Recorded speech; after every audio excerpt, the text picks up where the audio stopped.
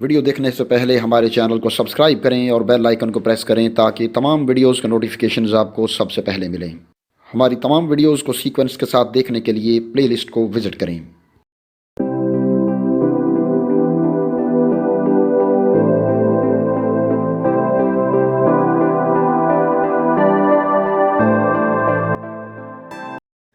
अस्सलाम वालेकुम नाज़रीन, आज अपनी इस वीडियो में हम हज़रत नेमतुल्लाह शाह वली के हवाले से बात करेंगे और उनकी वो पेशन गोइयाँ डिस्कस करेंगे जो उन्होंने पाकिस्तान के हवाले से की थी।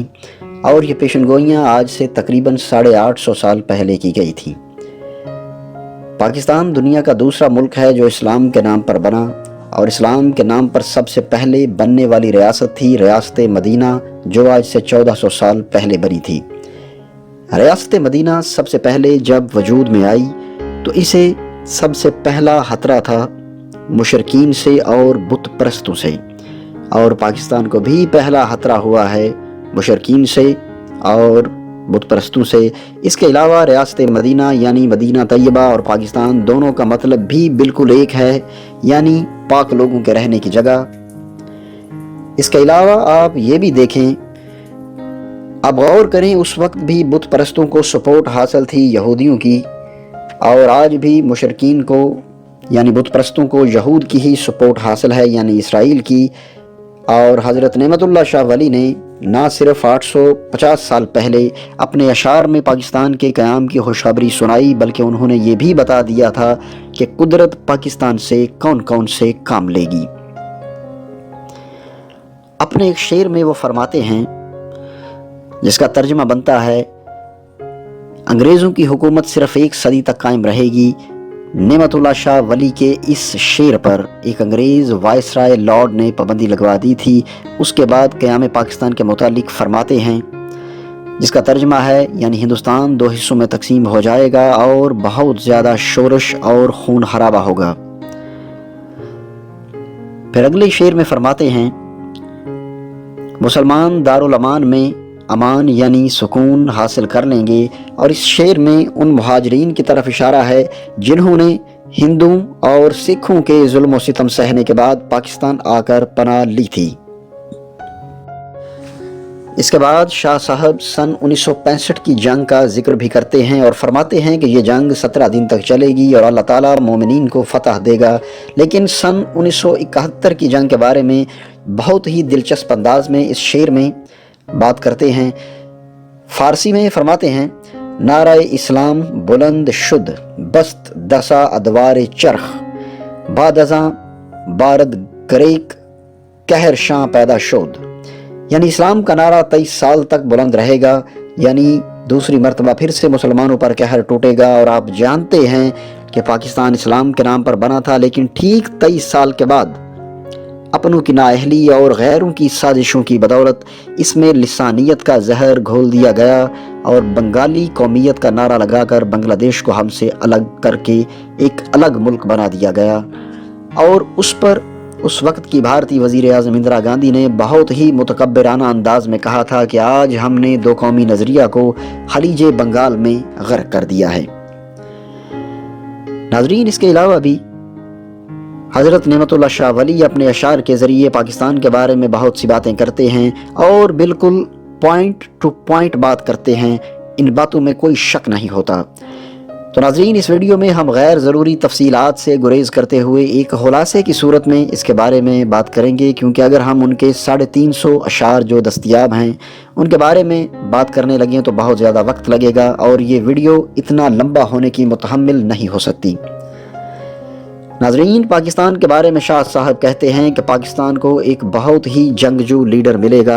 उसके बारे में हम अंदाज़ा लगा सकते हैं कि हो सकता है वो कोई जर्नैल ही हो। वो एक आखिरी जंग की तरफ जाएगा और उस जंगजू लीडर की क़यादत में एक फ़ैसला कुन जंग होगी और पाकिस्तान अटक और दरियाए सिंध तक खैबर पख्तूनख्वा और पंजाब के कई इलाके खो देगा। लेकिन मुसलमान जंग जारी रखेंगे, जिसके बाद बिल आखिर दुश्मन मुकम्मल तौर पर ज़ेर हो जाएगा। जहाँ तक उस जंगजू लीडर की बात है तो उसके बारे में आम ख्याल यही पाया जाता है कि वो कोई जर्नैल ही हो सकता है। اس کے بعد شاہ صاحب فرماتے ہیں کہ اس جنگ میں پاکستان یعنی مسلمانوں کی مدد منگول کریں گے، اور جس دور میں یہ پیشن گوئی کی گئی تھی اس دور میں موجودہ چین کو منگول ہی کہا جاتا تھا۔ لہٰذا آج اگر آپ ایک زمینی حقیقت دیکھیں تو آپ کو نظر آئے گا کہ آج کے دور میں چین اور پاکستان دوستی کی ایک بہترین مثال قائم کرتے نظر آتے ہیں۔ اس کے بعد جہاں تک دریائے سندھ تک علاقہ کھونے کی بات ہے، اس میں ہم اپنے طور پر تصور کر سکتے ہیں کہ آج کل جیسی افغان آرمی ہے اور پاکستان کے ان کے ساتھ تعلقات ہیں جو کہ اتنے اچھے نہیں ہیں، تو ہو سکتا ہے کہ جب ہم مشرقی سرحد پر مصروف ہوں، افغان آرمی مغربی سمت سے پاکستان میں داخل ہو جائے اور دریائے سندھ کے علاقے تک عارضی طور پر قبضہ کر لے۔ اس کے بعد شاہ صاحب جس فوج کے حوالے سے غزوہ ہند لڑنے کی بات کرتے ہیں، اس بارے میں ہمیں کوئی شک نہیں ہونا چاہیے کہ وہ پاکستانی فوج کے بارے میں ہی بات کر رہے ہیں۔ اس حوالے سے دلیل یہ ہے کہ غزوہ ہند والی حدیث میں لڑنے والی فوج اسرائیل کے خلاف بھی جنگ کرے گی، یعنی یہودیوں سے بھی۔ آج خطے میں جو اسلامی ممالک موجود ہیں، ان میں سے صرف ایک ہی اسلامی ملک ایسا ہے جس کے بیک وقت انڈیا اور اسرائیل یعنی ہندو اور یہودیوں کے ساتھ تعلقات خراب ہیں، اور انڈیا سے کچھ جنگیں بھی ہو چکی ہیں، اور وہ ملک ہے پاکستان۔ یہ شرط نہ تو خطے میں سے افغانستان پوری کر سکتا ہے، نہ بنگلہ دیش اور نہ ہی ایران۔ اب آپ کو حضرت نعمت اللہ شاہ ولی کی پیشن گوئیوں کے حوالے سے ایک چھوٹا سا واقعہ سناتے ہیں۔ جیسا کہ آپ لوگ جانتے ہیں کہ بھارت میں لوگ جو کوئی بھی کام کرتے ہیں تو کوئی بھی کام کرنے سے پہلے پنڈت سے مہورت نکلوایا جاتا ہے، یعنی ذائچہ بنا کر کام کرتے ہیں، حساب کتاب لگا کر دن اور گھڑی کا حساب کر کے وہ کام کرتے ہیں کہ کون سی ان کے لیے بہتر ہے۔